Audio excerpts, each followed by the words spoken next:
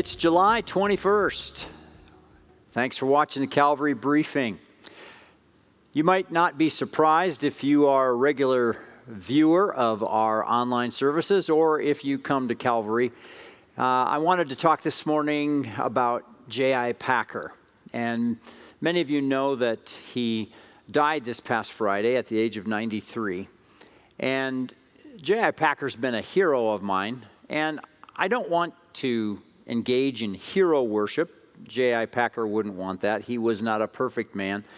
But I wanted to introduce you to some of the things that have impacted my life that were introduced to me by J.I. Packer. Several books of his I have read and reread. This book, A Quest for Godliness, is an attempt of Packer's to introduce the modern reader to the Puritans, and just an engaging book. Recently, Packer wrote this little book called Weakness is the Way, talking about what it's like to age and experience weakness. And it's very short, and in 4 short chapters, he really encourages us with the fact that when we are weak, then we are strong. And I would encourage you, if you feel that you're at a juncture in life when you feel very weak, that this book will be a great encouragement to you. One of Packer's early books was Evangelism and the Sovereignty of God, which encourages us to be people who share our faith, because God is always at work saving people. And so even small things that we do in the life of those around us to introduce them to Christ can be used of God in some great ways. And then, of course, the all-time great, Knowing God, probably the most famous book that Packer wrote, which impacted me starting back in 1984. And I can't even count the number of times that I have read through it or quoted from it. And again, I commend it to you. It is not light reading, but it is devotional reading. Packer always drives us to the level of spirituality that encourages us to relish God and enjoy God, but then to also live for God.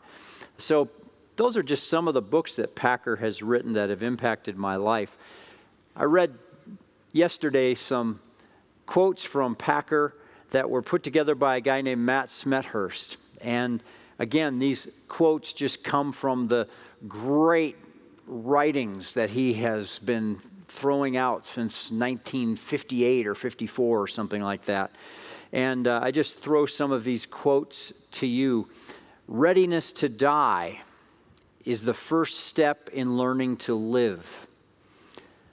Adoption is the highest privilege of the gospel. The traitor is forgiven, brought in for supper, and given the family name. To be right with God the judge is a great thing, but to be loved and cared for by God the Father is greater. Were I asked to focus the New Testament message in 3 words, my proposal would be adoption through propitiation. And I do not expect ever to meet the richer or more pregnant summary of the gospel than that. Propitiation, of course, is the appeasement of God's wrath. Adoption is what we experience as we become followers of Jesus Christ. We can then call God Father. To know nothing happens in God's world apart from God's will may frighten the godless, but it stabilizes the saints. Boy, what a great quote for the times that we're living in. I believe that prayer, Packer says, is the measure of the man spiritually in a way that nothing else is.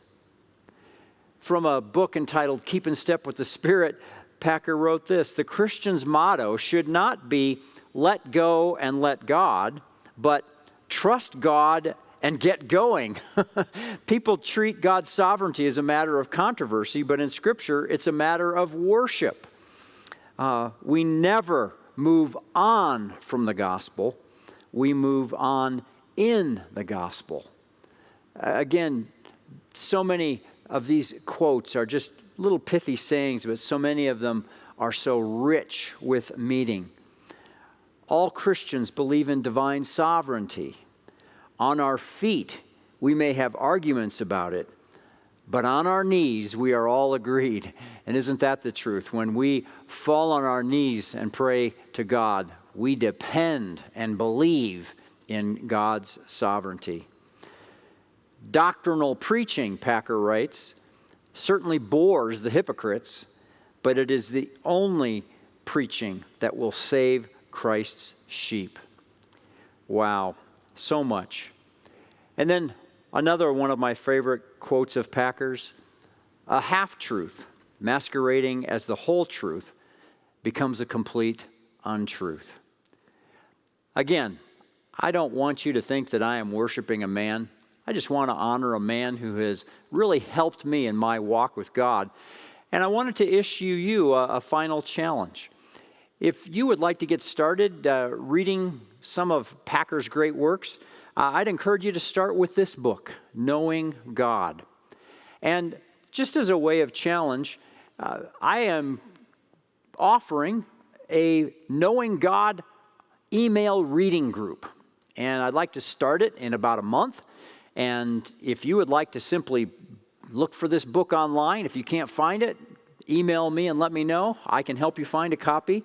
But if you'd like to buy a copy of Knowing God and you'd like to join me in just reading through chapters at a time and then just kind of talking about it through email, that might be an encouragement that would help you to move through a very challenging book and a very good book for your soul.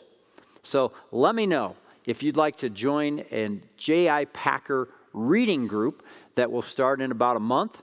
And you can get a hold of me at 303-466-9750. That's the Calvary number. You can leave a message. Or you can email me anytime at Steve Kolb, my name, all in lowercase letters, at calvaryefree.org.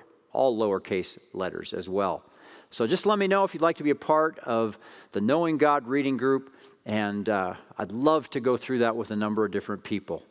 Thanks for watching the briefing. Have a great week.